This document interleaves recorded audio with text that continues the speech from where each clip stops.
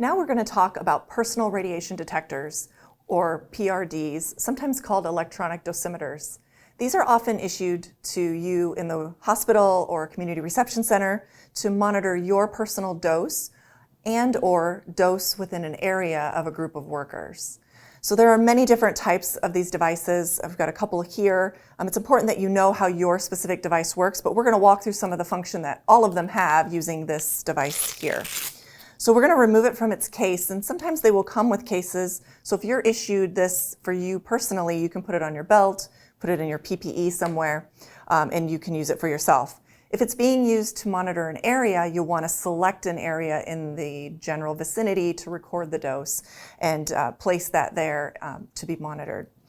The first thing that you'll want to do is double check that this has been calibrated. There isn't a check for this type of device to check its functionality specific to a radiation, but you do want to make sure it's been calibrated. If it has not been calibrated recently, check with your radiation professional that's supporting your area to find out whether or not this can be used. The battery is available here on the side panel, so if you turn this on and get an alert that the battery is low or it's not turning on or responding, you can change the battery, and it's just AAA's and very easy to change. So when we look at the device face, we can turn on the device, and in this case, it's fairly straightforward. There's an on-off button. We hold that until the device itself turns on.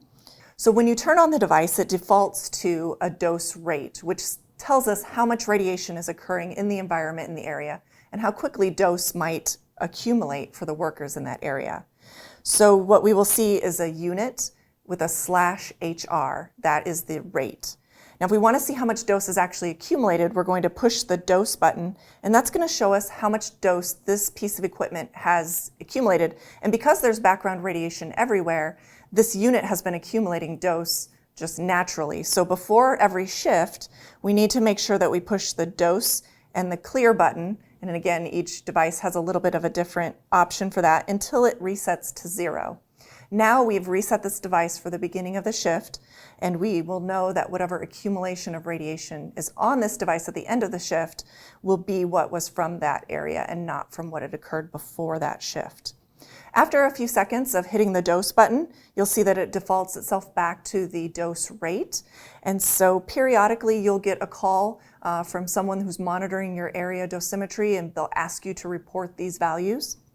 And so it's important to know that the dose rate has the /HR, and the dose, you push the dose button and it removes that. So when you're being asked those numbers, you can tell the difference. Many times these devices also have alarm points set. So if for some reason the accumulated dose or the dose rate reach one of those alarm settings, it is not particularly worrisome immediately, but you will want to make a phone call to your dosimetry coordinator or a radiation specialist supporting your area to get further direction.